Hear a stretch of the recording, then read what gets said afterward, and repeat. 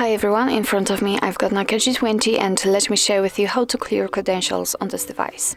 So first of all, let's enter the settings and here we have to tap on the security. Now let's tap on advanced and right under it we've got encryption and credentials, so let's enter.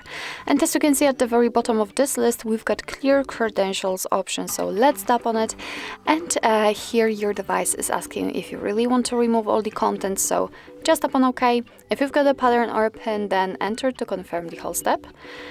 And as you can see, the credential storage has been erased successfully. So actually this is it. This is how to clear credentials in your NOKIA G20. Thank you so much for watching. I hope that this video was helpful, and if it was, please hit the subscribe button and leave the thumbs up.